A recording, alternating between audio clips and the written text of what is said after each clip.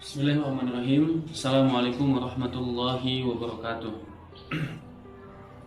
Hamdan katsiran thayyiban mubarakan fih kama yuhibbu rabbuna wa yarda. Asyhadu an la ilaha illallah wahdahu la syarikalah wa asyhadu anna Muhammadan abduhu wa rasuluhu la nabiyya wa la rasula ba'dah. Allahumma inni ati nafsi nufusana taqwaha wa zakkiha anta khairu man zakkaha anta waliyuha wa maulaha.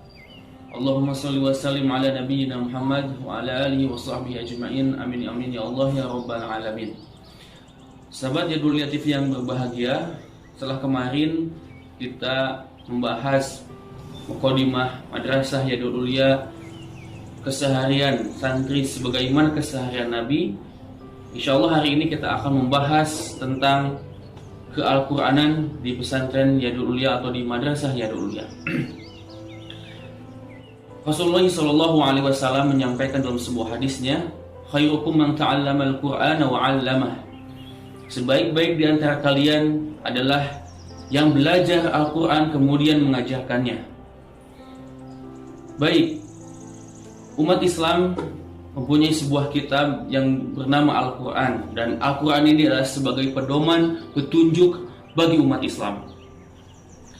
Dalam kurikulum pendidikan hari ini, yang mana pendidikan hari ini kurikulumnya tidak kemudian jelas arahnya, tujuannya kemana, maka pendidikan Islam mempunyai kurikulum yang begitu jelas, yaitu kurikulum iman dan Al-Quran. Maka Al-Quran ini dipakai atau dipelajari di pesantren Yadul Ulia dan di Madrasah Yadul Ulia di tahun-tahun pertama sampai tahun kedua dan ketiga.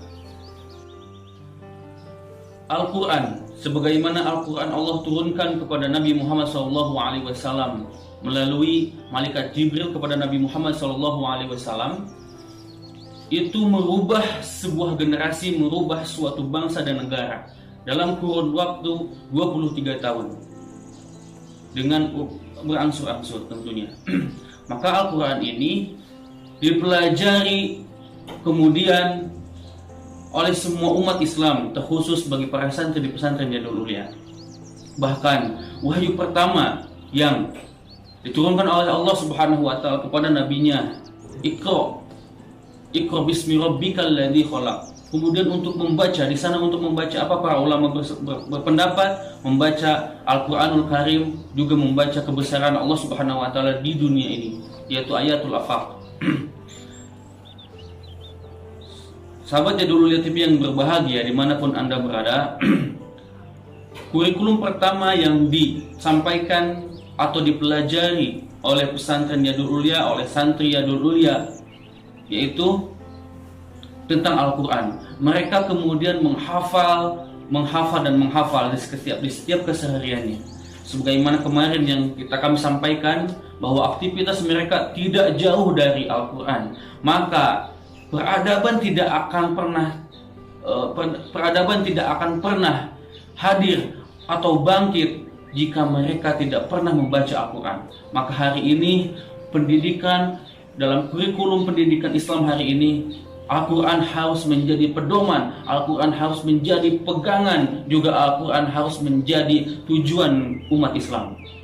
Sahabat Yadul Ulia TV yang berbahagia, sebagaimana kemarin aktivitas para santri itu tidak jauh dari Al-Quran. Maka mereka menghafal, ada yang kemudian mereka membaca, bertilawah, dan lain sebagainya. Jika kita melihat para santri di pesantren Yadul Ulia atau di Madrasah Yadul Ulia, mereka dari mulai bangun tidur sudah menghafal Al-Quran. Sekitar pukul 3 pagi mereka sudah membiasakan untuk menambah hafalan Al-Qurannya. Setelah mereka menghafal Al-Quran, berziyadah tentang Al-Quran, menambah hafalannya, juga kemudian mereka menyetorkan kepada para asatidnya.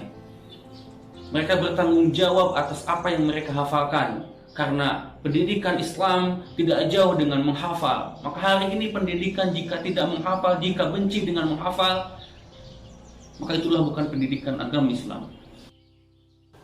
Maka Al-Quran ini bukan hanya sebatas hafalan saja.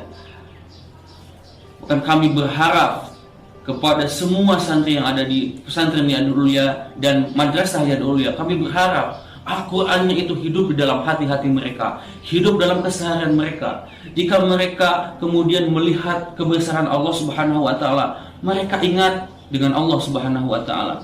Ketika mereka melihat kebesaran Allah, lingkungan yang bersih, gunung-gunung yang menjulang tinggi, mereka tetap ingat kepada Allah Subhanahu wa taala karena di dalam hatinya, di dalam dada mereka semuanya, di dalam kehidupan mereka semuanya ada Al-Qur'an. Maka kami berharap dengan diawali mempelajari Al-Qur'an, dengan diawali berdekatan dengan Al-Qur'an, kemudian mereka bisa hidup keimanannya, tinggi keimanannya, juga kokoh keimanannya. Sahabat Jadul TV yang berbahagia, jika kita lihat dalam sejarah peradaban Islam, bagaimana para ulama hari ini, para cendekiawan muslim hari ini, mereka selesai Al-Qur'annya di usia-usia awal mereka, seperti misal usia 12 tahun bahkan kurang lebih dari itu. Maka kemudian kami berharap dengan mengawali mempelajari Al-Qur'an ini, mereka kelak nanti untuk memimpin umat ini tidak jauh bersumber dari Al-Quran dan As-Sunnah Nabi Muhammad SAW. Ketika mereka menjadi ilmuwan, tetap mereka akan berpijak kepada Al-Quran.